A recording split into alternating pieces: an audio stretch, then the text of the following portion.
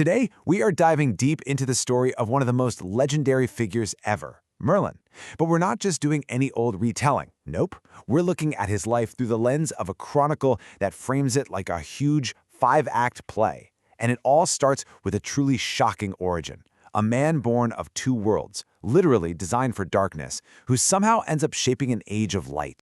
And right from the get-go, these opening lines set the stage perfectly. You see, this isn't just a story about kings and wizards. It's a cosmic showdown. From the very beginning, we get it. Merlin's Britain is this mythic battleground caught between supernatural darkness and human hope. Everything that happens next, it happens right here, in this misty, magical space. So, where does a story like this even begin? Well, it's not in some wizard's tower. It starts with a demonic plot. The prologue tells us that Merlin's entire existence was basically cooked up in hell, and for a very specific and, a very destructive reason. And this, right here, this is the central conflict that defines Merlin's entire life. Just look at the contrast. On one hand, he's a seed of hell, a living weapon designed to be a king-wrecker and just tear human society apart.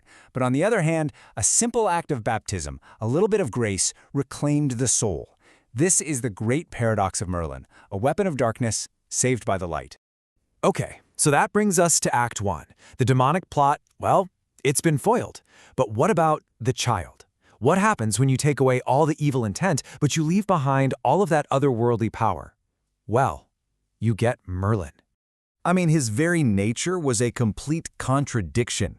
You've got the son of a phantom and a pure woman. The Chronicle says he looked hirsute and strangely wild. So, clearly not your average kid. But here's the crucial part.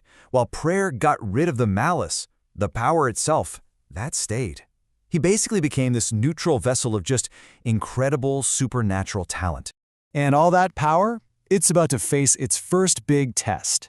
In Act 2, this strange boy gets dragged before the tyrant King Vortigern.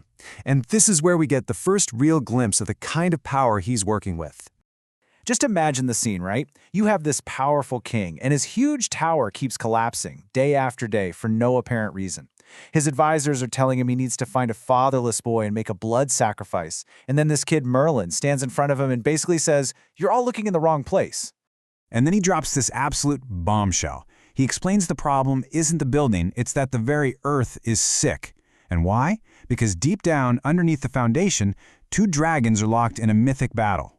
See, he doesn't just see the world everyone else sees, he sees the secret, magical reality that's going on underneath it all. This moment is just brilliant. It's Merlin announcing himself to the world. Where these powerful kings see nothing but stone and mud, he sees the fire, the secret truths of the universe. This isn't some clever trick. This is the birth of Merlin the prophet. So he goes from being a prophet to being an architect. Act 3 is where we see Merlin stop just interpreting the world and start actively shaping it. And this is, of course, the role we all know him for, the Kingmaker. And the whole process is, well, it's morally complicated, to say the least. It all kicks off with King Uther's selfish lust. Merlin uses magic to enable it, which leads to a night of lies and ultimately the conception of Arthur.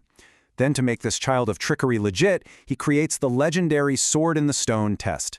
He is absolutely playing the long game here, and it is a very morally gray one.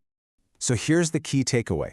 His methods are manipulative, maybe even dark, but his goal is to bring order. He's using his immense power to weave a new logic, a new destiny, for a Britain that's just fallen into total chaos.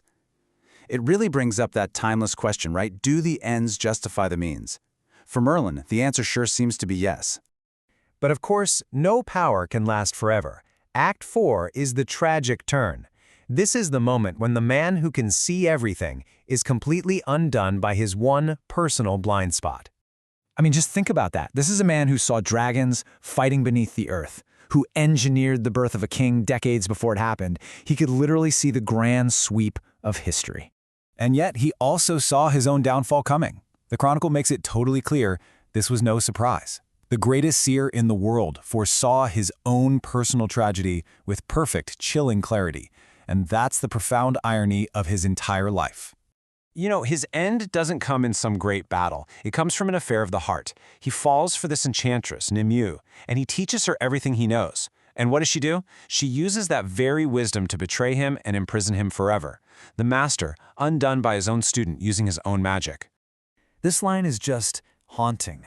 There's no fight, no attempt to escape.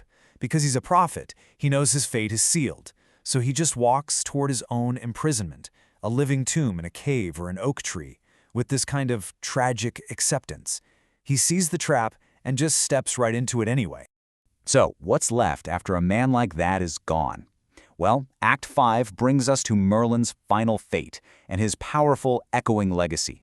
So the man himself, he disappears into this mythic sleep, and as king, Arthur, he sails off to Avalon. The Golden Age is over. But their actions don't just vanish. The ideals they set up, the promise of Camelot, and the incredible stories of Merlin's deeds, all of that becomes the foundational legend of a nation. He might be gone, but his work is immortal. And so, the Chronicle leaves us with this final, provocative question. It asks us, the audience, to look back at this unbelievable life, the demonic plot, the redemption, the king-making, the tragic fall, and to decide for ourselves, was he a hero, a necessary manipulator, or was he something else entirely? The story has been told, and now the judgment is yours.